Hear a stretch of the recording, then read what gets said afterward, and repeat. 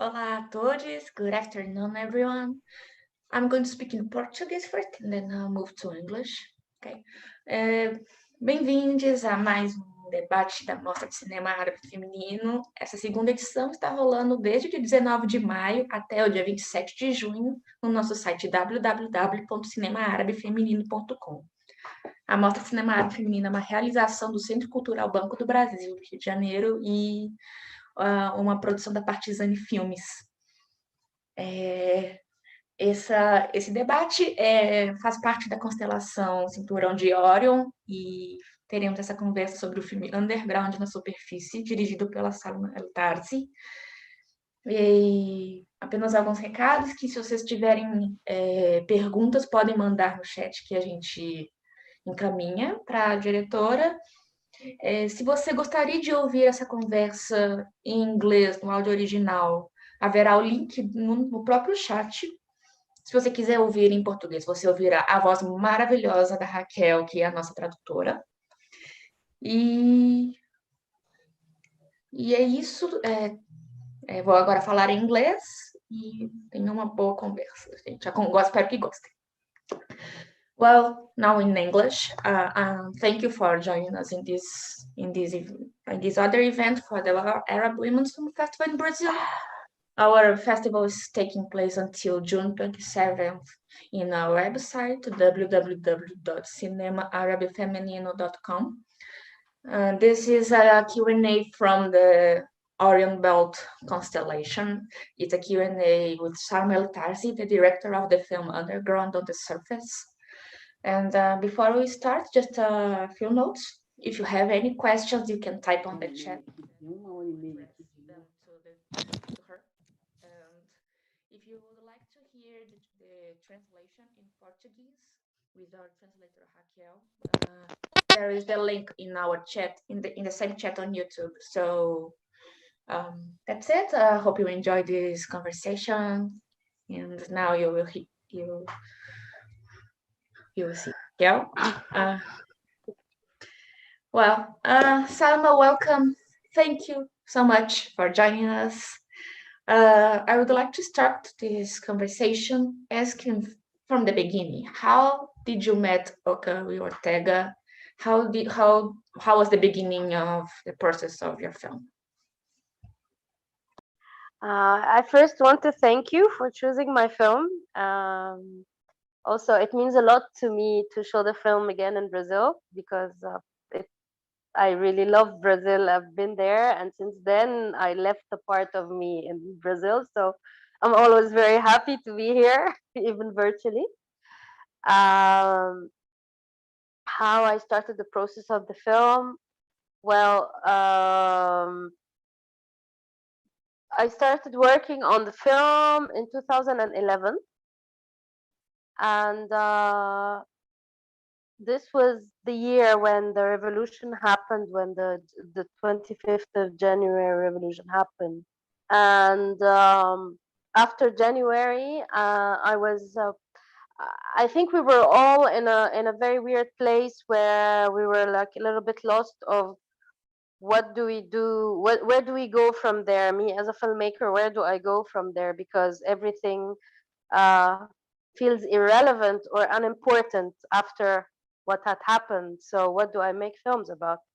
On one hand, I knew very well that it was still very, very early to make film about the revolution, imagining that you can make any conclusions or any reflections this close was something that I did not want to do at all. So I did not want to be joining the hype of let's make films about Tahrir, let's make films about, because to me it seemed very, very fake or incomplete or reductionist in a way. It was very premature, yani. But at the same time, everything else seemed irrelevant or unimportant or without value. I mean, there was something that was very, very strong that happened that really changed everything, every perception of life, and then you don't know where to go from there. And so what happened was that this was also the beginning of when this genre of music was starting to slowly infiltrate certain classes or communities, having more presence online, shy but steady presence online, where circles that I would have access to would start maybe posting some tracks of this genre of music as something new, as something different, as something that we did not have access to before. And I would like to go back to this point again, because this is a very important point in the film itself that has to do with class, and that has to do with where does this music come from class, and what is my positionality as a filmmaker as well, from this class as well, because I'm not a neutral bystander. I also represent a class in this film. So what happened is that a friend of mine shared a link with me of a song that belongs to Mahraganat music. It was not Oka and Ortega, as a matter of fact. It was a different group. And something clicked in my hand. I was like, oh my God, yes, that's it. That's I want to make a film about this. That's what I want to make it for. This is what I can make a film about.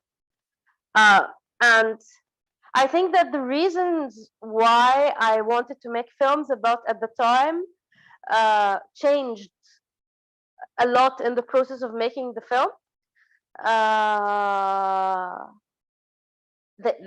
I think when I think of the reasons I had at the beginning, I laugh now when I think about why I wanted to make a film about them. Now I laugh as opposed to where it went. But then I started doing a lot of research on the music itself, trying to figure out, recognizing different groups or different. So I was like listening to a lot of tracks on YouTube, and then seeing what the tracks leads me to other tracks, and then who's putting their number where, trying to reach people, until I came to terms. I decided within my this online research that Oka and Ortega for me were the most interesting group, because there were many, and that if I want to try to contact any Maharaganat singers, it's them that I want to try and contact. Okay, and then of course, because again, it has to do with timing, it has to do with class, it has to do with the historical moment, political and social moment. So I was not the only person who was interested in Mahraganat music at the same time, at the same. So what happened is that Mahmoud Rifat, who appears in the film, the one that runs the Disco Cairo, and the one who told them, who made concerts with them, who took them and made the big concert with them, is a person that I know. He's a friend. So we were talking. He said, "Oh, I just found their contacts, and I just called them last week. I'll tell them. I'll give you their contacts, and I'll send you to meet them." And that was it. I just called them. I said, "Okay, I took your contact from Mahmoud. I want to come and see you." And they were like, "Oh yeah, okay." And that was it. This was how we first met. And then, so when I heard the first Mahraganat song, this was in April 2011. When I met them for the first time, this was in October or September or October 2011. So there was like 4 months maybe of searching and deciding who I want to meet, and how to get in contact with them.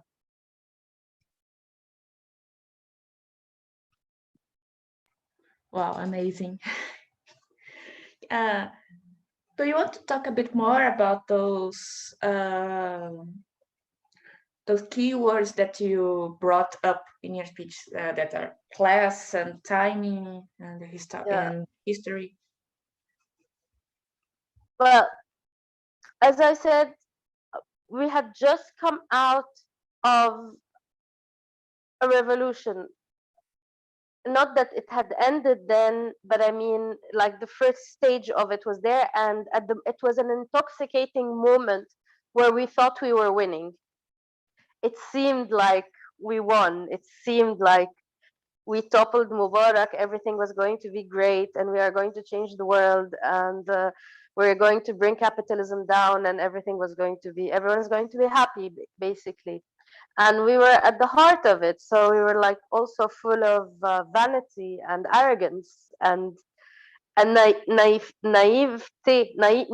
because I mean, life is not that simple. But also there was like this there was like this sense of drunkenness, this intoxication on like the people, we are together, we're doing for the people, the real people, the working class, blah blah blah, all of that, which is great, which is amazing. But I come from an upper middle class, so so, so like so it was this is why I'm telling you that when I think back, well, it's quite embarrassing, because for me the whole process of the film was also a series of slaps on the face and of like very very personal tests of whether, okay, you want to learn something, or you just want to be, or you just want to pretend to say something. Like, these are your two options. So it for me it was also a very humbling and learning experience as we go. So yeah, so when I started, so when we say that this music reached us, there was like, I'm talking about a certain circles of activists, of revolutionary, of activists who are, I'm talking about an intellectual, activist, leftist to, slash anarchist scene that also to a very big extent comprises of people of certain education or certain class as well. And all the talk of like, for the people, the real people, people, there was something also fetishized about it in the way that we were, it was not, there were not things that were well thought of. Well, the intentions were good, but they were not well thought of. And there was like this fake, or this false sense of unity, like it's like life was like one big communist, anarcho-communist poster, which has nothing to do with real life. I mean, so so for me, when I heard this music, it was like, this was the music of the people, the music of the people, that now finally, this is the music I want to show. This is how this music is rebelling against hegemony, against the state, against the middle class values. It's like in a way musically taking over public space, which is true, which is absolutely true, just not for, but not necessarily within the words or the terminology or the purposes that I was at the time trying to enforce on them. Like, it is true, it is what it is, but it doesn't mean that they intentionally were doing this for the same purposes that I think. And at the beginning, I wanted to make a film about three things. Not Mahraganot music was only one of them. I wanted to make music about Mahraganot music, about graffiti, and about the football ultras. And for me at the time, the connection that I was trying to make was that how these are three different groups or movements that were overtaking public space, which again is true. And there is a connection, but not necessarily the forced connection that I was trying to make at the time. Especially that when I was starting thinking, I was not questioning my position at all. And this is the thing that I was learning to do as I was going through the process of myself, is like having questions about my position as well. Who am I in the film? So when I went and met them for the first time, it was like the first slap on my face was that to them, well, what I thought was like this big revolution for the people, to them it was a complete nuisance, because it meant that they haven't been working for a while. They can't give, they couldn't care less about this revolution, these politics, because all in all, they think they do not feel like they belong to any of this to begin with. So they don't give a damn whether Mubarak is here or not here, because they feel that they are going to be betrayed by everyone regardless.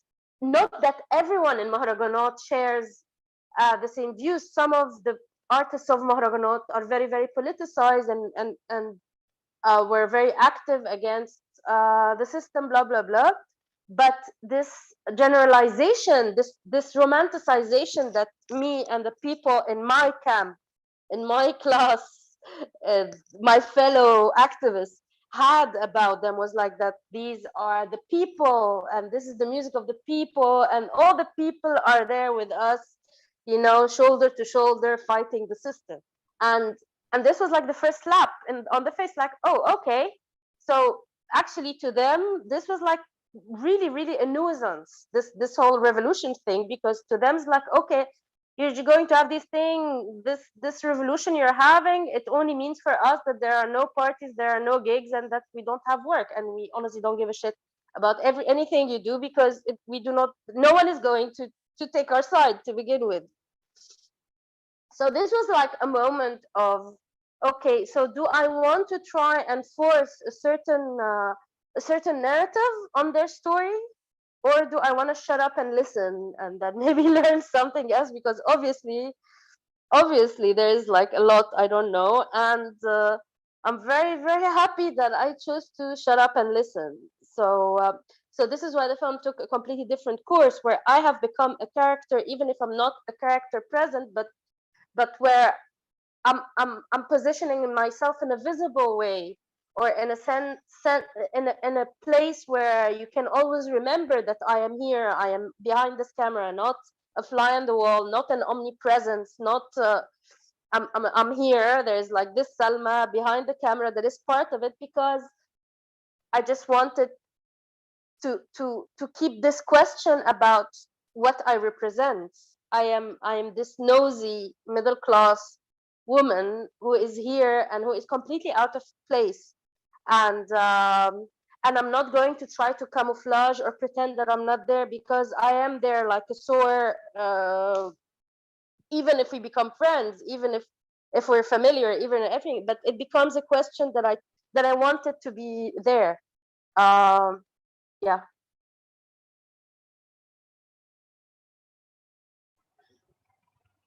That's very interesting. And I'm glad, like, at the point that you start questioning yourself and you don't find an answer, but you do take the question with you and for the film. It's very interesting, and you are very present as well. You definitely do not try to hide. And let me think. And talking about your own presence, I would like to ask you if there were other issues of your presence in their lives, filming the process. At first, I didn't know about your background, so in my mind it was like a woman in an environment that is dominated by male bodies.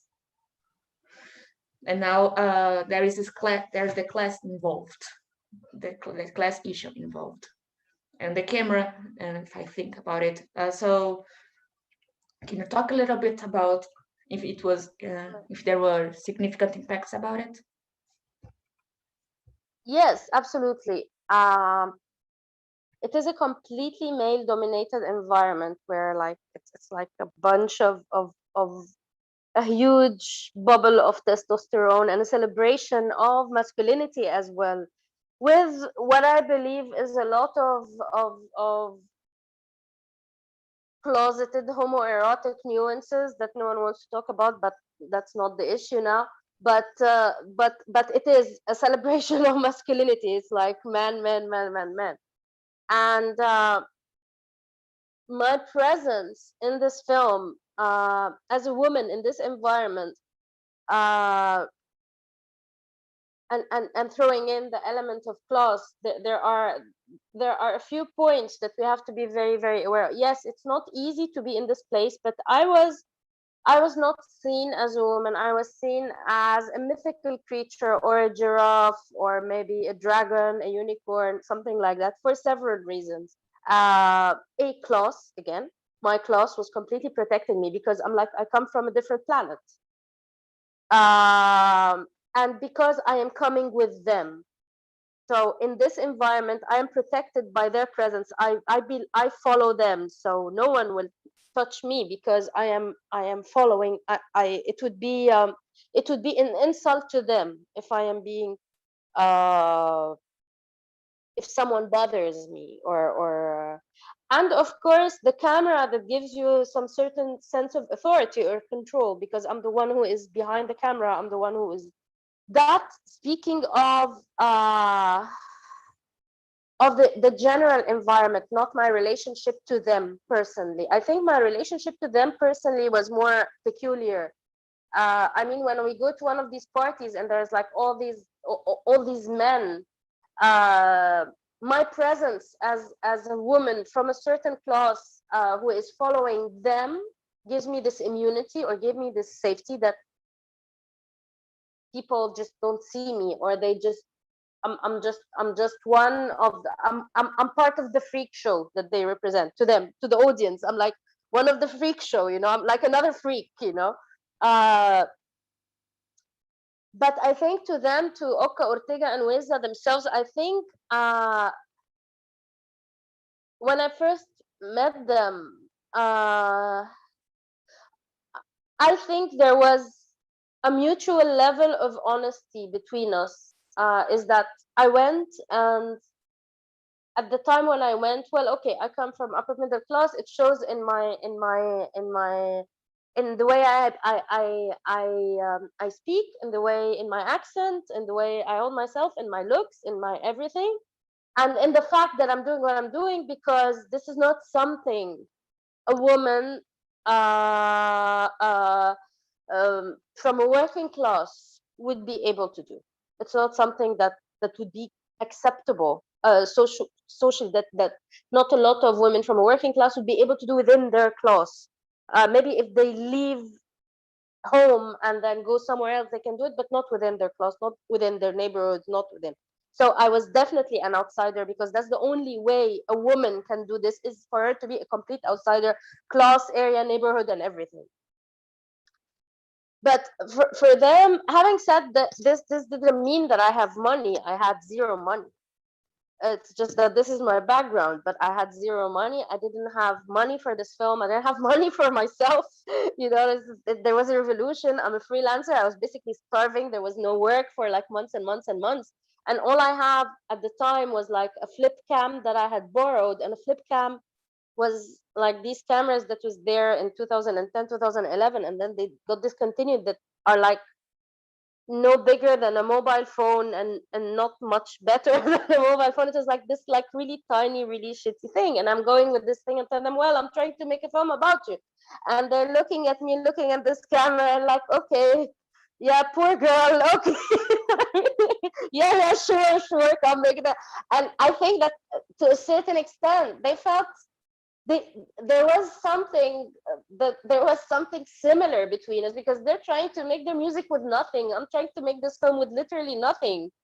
And it was like, this is where we met somewhere, because like there was like this mirroring of nothingness, of like really bad equipment, really terrible circumstances. And like, yeah, I'm trying to make film about you. Yeah, we're trying to make music. Yeah, good luck for everyone, you know. And they asked me, okay, so what's in it for us? And I was like, I have no idea. I really don't have anything to promise you. Like, maybe if I succeed in making this film and you haven't made it big by then, maybe if my film goes into cinemas or becomes popular, you get some popularity. That's all what I mean, we're in it together. Are you in? Are you?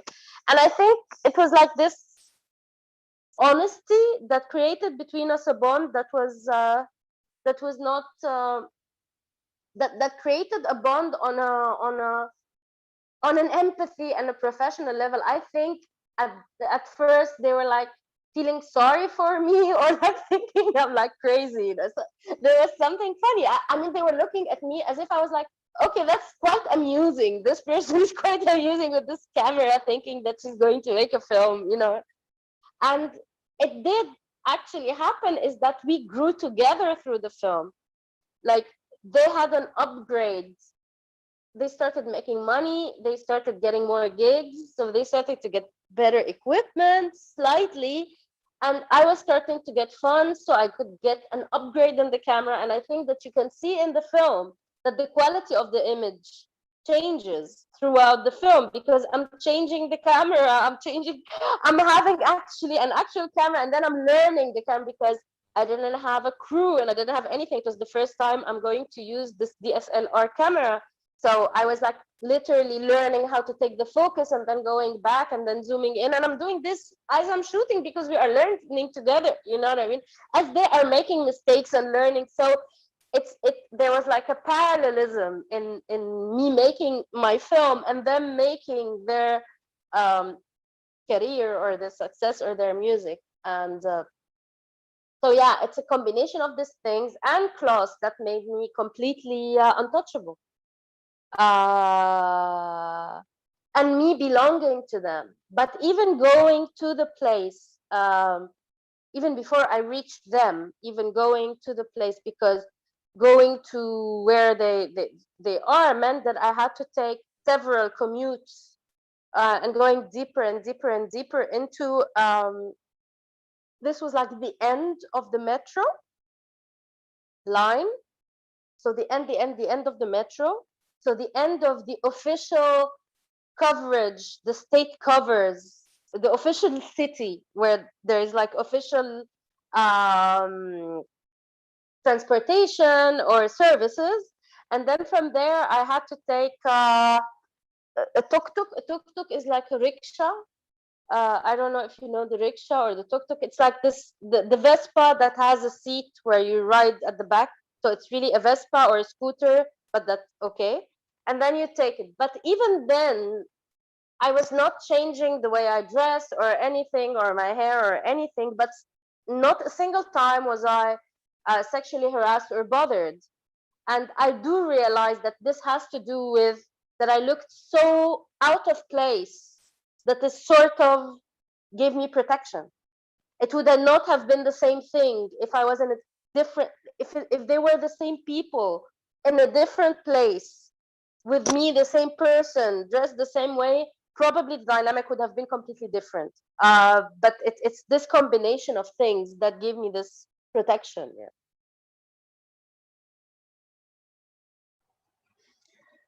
It touches me a lot when you say that where you all met, you know, you with a tiny amateur camera, and like it was equipment you had, and we received a question that is related to that, because the aesthetic of that image is a great win for the film. Sorry? It's a great win for the film. It's like I think it's a good thing for the film. Yeah. Because you're talking about as I said, you're talking about a group that makes art from nothing, and you are aestheticizing in image what they are going through. So, and we received a question from the audience. I'm going to read it here. Sure. One of the main things I love about your film is how the image itself has this supposedly amateur texture, like you're doing a film with the resources you had, and they were making their music with the resources they had. So that both image and sound seems to be in the same conversation, at the same level. Would you talk a little bit about how the equipment decisions or limitations to have at that time helped shaping the film? You talk a little bit, so would you like to add something to that question? Well, when we had a little bit more money for the film, actually, I would like to tell you how much this whole film cost, because it's ridiculous. But So, and we're very proud of it. So we have received all the funds that we have received for this film to work for 2.5 years, including editing, including buying equipment, including being able to eat and pay rent for me, the producer, the editor, and transportation. For 2.5 years was $15,000. So yeah. Oh my gosh. Yeah.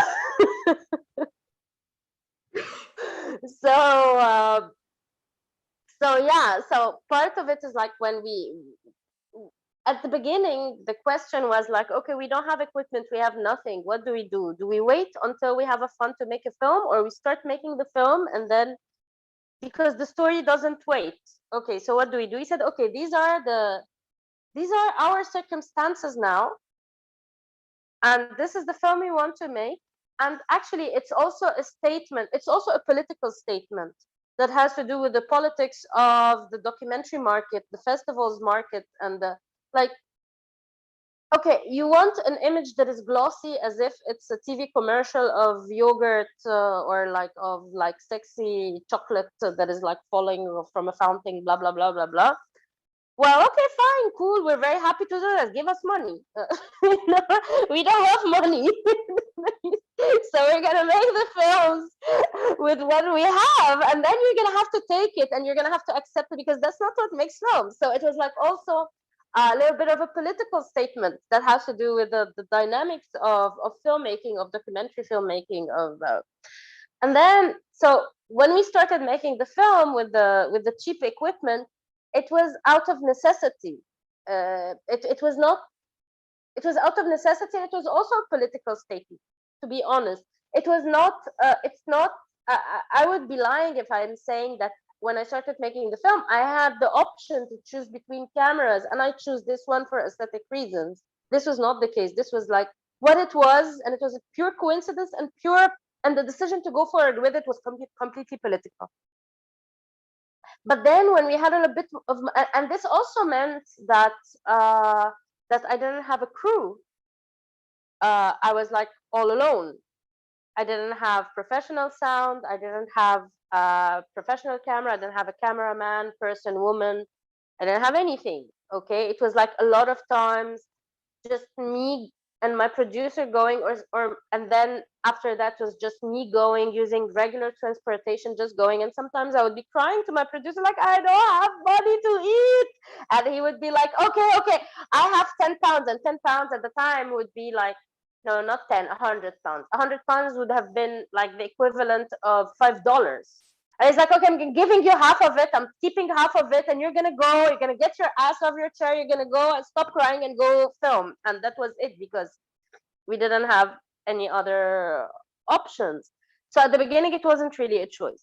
But then when we got a fund, when we got a little fund and we could afford to buy a camera, we got a small camera, not a big camera. We got a Canon 60D that, okay, good quality, full HD, one lens with a zoom, okay. And then this was when we have decided, we made the decision, and it was like, okay, do we get a camera person? And then we decided that no, we're not going to do this for a reason. We had already shot, we have already been shooting for like 4 months with them, 2, 3 or 4 months with them. And we have already, and this has created a very intimate dynamic between me and them.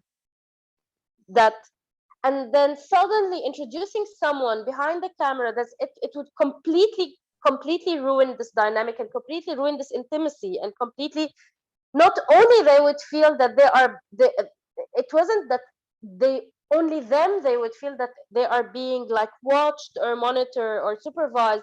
I would feel that I have to perform in front of someone who is the camera person. And that was the decision that we have decided that no, even though I didn't know how to use a DSLR camera at the time, it's okay. I'll just learn as I go. And if there are mistakes that I'm making during the filming, who gives a shit? It's part of the aesthetic, because this is our aesthetic now. This is our aesthetic, and we are growing together. So this was the decision.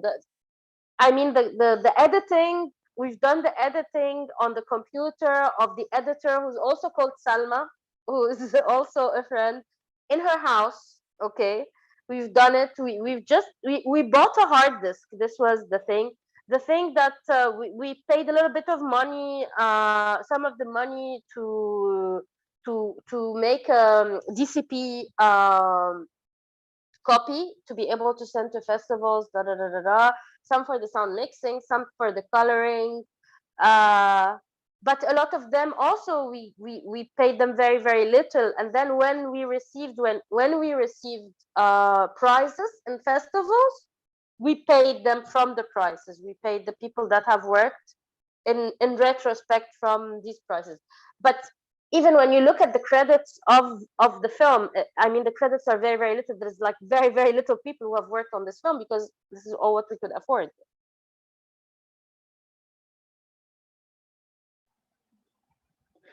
It is very interesting how you how all those became choices for the aesthetics and managing how to make a film with such little budget and little resources. Yeah. You started talking about the prices you get for the film, and before I'll join two questions in one. When the film was ready, did they watch it? How was it to make the final version of the film? Was it okay? There wasn't issues, or were they? And what was the reception as you traveled with the film? I was their reception, or you mean audience reception? I mean, an audience reception, like Okay. if you screened in Egypt and if you screened abroad, Yeah. how was it? Okay, so our okay, again, we were making this film when we were like at the heart of a revolution, so we were very revolutionary, of course, and very so we had a lot of revolutionary ideas. And I think we did well to a certain extent, giving everything. We did well. I mean, we really wanted to be able to show the film theatrically in Egypt, in theaters, okay? Which is not something common at all. There's no market for documentaries, and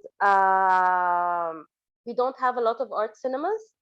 We don't have any art cinemas. We only have one, which is Zawiya, that Alia,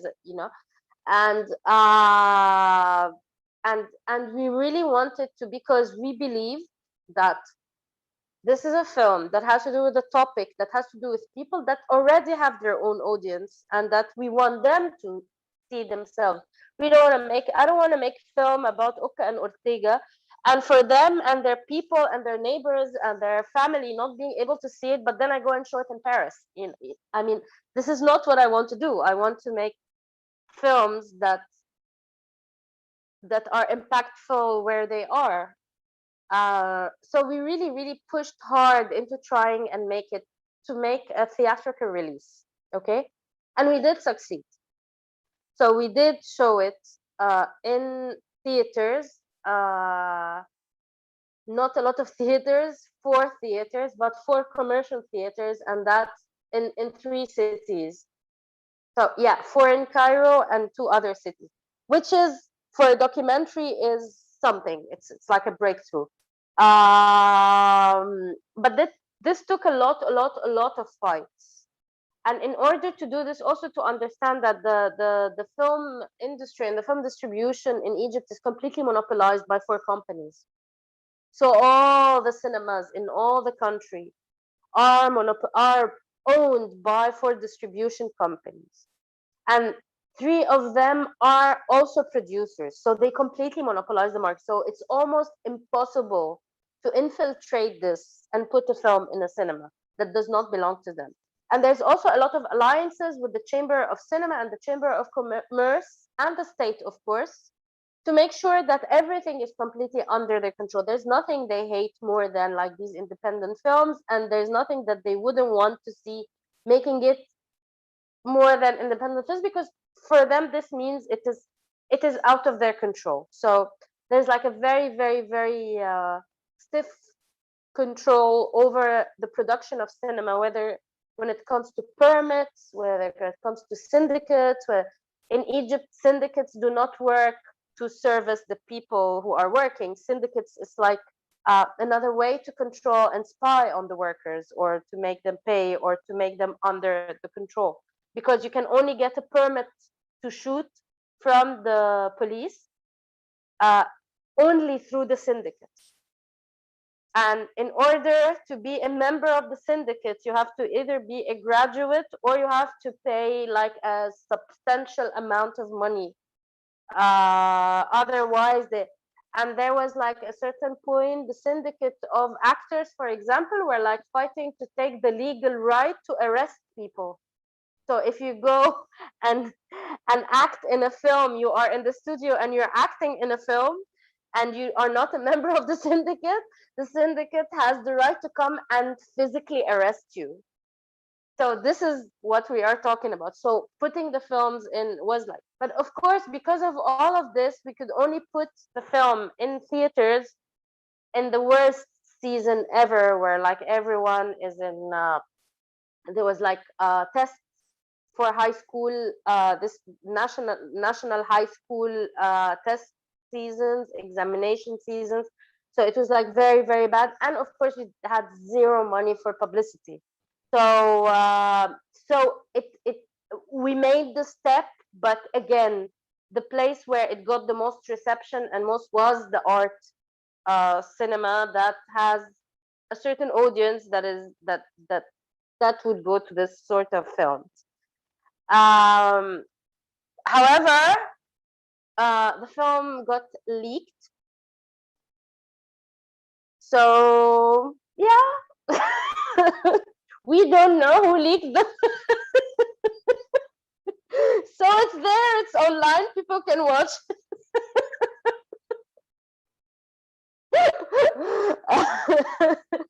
So it is still available because someone leaked the film.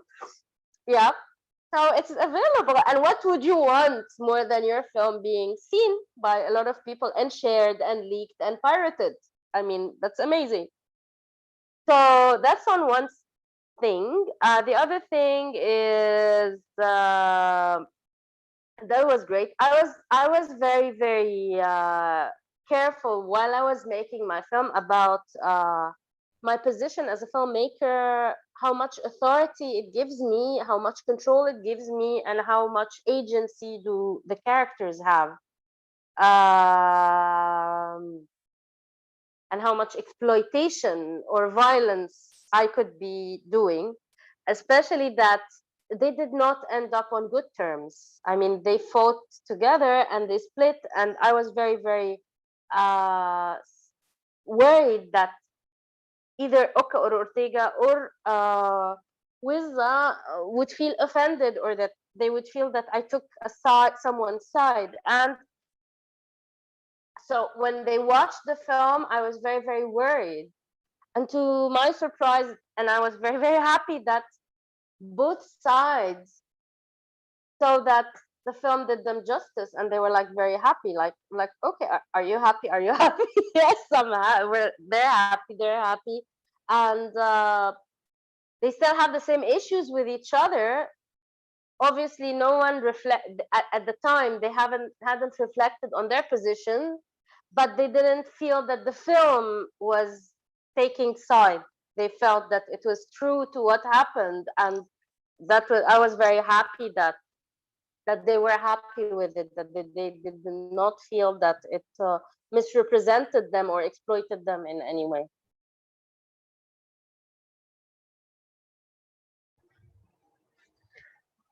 I'm glad that they liked it, and I can imagine how anxious you were. And was it so you said that you had this desire of screening the film for those who were involved in those communities. Were you able to gather equipment for that, or your film was screened only on the theaters, on those on those theaters as you... No, I just wanted it to be, I mean, if you ask me what I would have wanted, I would have wanted to just put a screen in the middle of the street, exactly where they had their weddings, and just screen the film. But this was not possible, of course, because by the time also the film was done and finished, it was, I mean, the political changes were completely different. What I could do in 2011, 2012, I couldn't do in 2013, and today I can't even dream of like doing half of it today, like without getting like in prison for the rest of my life. So everything has completely changed. On one hand, there was the distributor that I couldn't just tell him, okay, distribute my film, put it in theaters, but I'm gonna take the film and show it in the middle of the street. That wasn't going to happen. And the other hand, that security-wise, we would not be let to do this. It wasn't possible anymore. But then again, the film got leaked, and then so the people saw the film. I mean, the people that the film was about got the film, saw the film. It's there. They can do whatever they want with it. I mean. And what about abroad, when you were traveling? How? I mean, the film is always very well received abroad, but I mean, that's not something I was doubting. I wasn't worried about this because I know that it is going to be well received abroad, because it is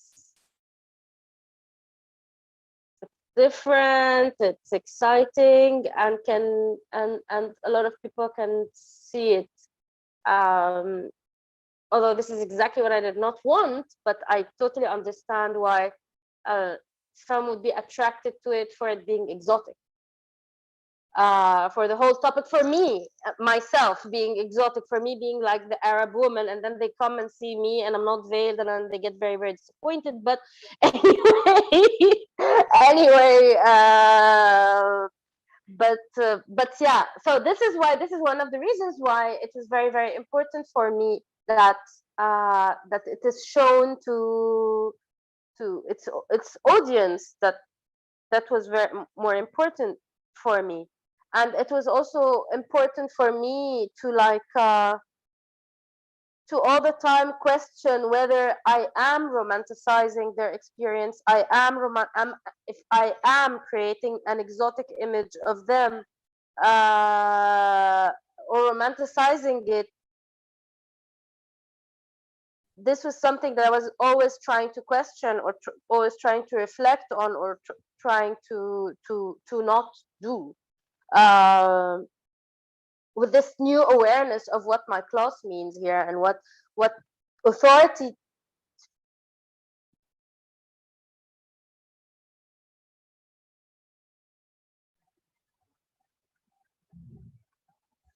Yes. Are we still here? Yeah, now you're here, but don't have the camera on, but you're here. Okay, that's so weird. Wait, where did everyone go? Now I'm back. Yeah. So yeah, this was like what I was also learning when this new awareness of what my position means, and what my privilege means, and what does it mean in the power dynamic, and what is the responsibility that falls on me once I realize that this is my position, these are my privileges here, this is the power that being behind the camera gives me in the representation of someone else. Especially when the power dynamic is like this, especially when we come from different classes, especially all of that.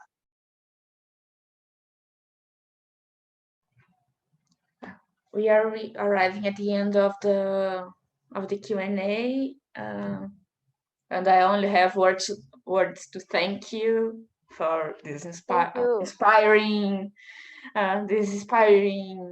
Q&A, and sharing all the process from your film. Would you like to say any final words for so we can. I would like to thank you again very much for like inviting me, for taking interest in the film, and for giving me yet another opportunity to talk about the film and to think about it and to reflect about it. And yeah, I hope this was interesting and that I have answered all the questions. And thank you. And yeah. Thank you. It was amazing, honestly. Thank you. So for the audience, Salma's film is available until Wednesday, June 24th, June 23rd, sorry. You can find her film in our website along with other films from the same constellation. Please check it there and come back. This Q&A is going to be available on our YouTube, so subscribe to our channel and follow our Instagram and follow us in another roundtable tomorrow, June 20th at 3 p.m. Brazilian official time. We're having a roundtable called South to South, curating films for/by ourselves. It's a round table with all the curators, me, Carol Almeida, and Dalia Ayman. And we have as guests Janaína Oliveira and Mari Girmano Saba, the director of A Feeling Greater Than Love. And also as a last note, we are having a what's the word? We are what's the word? Raquel, help me. Sorteio.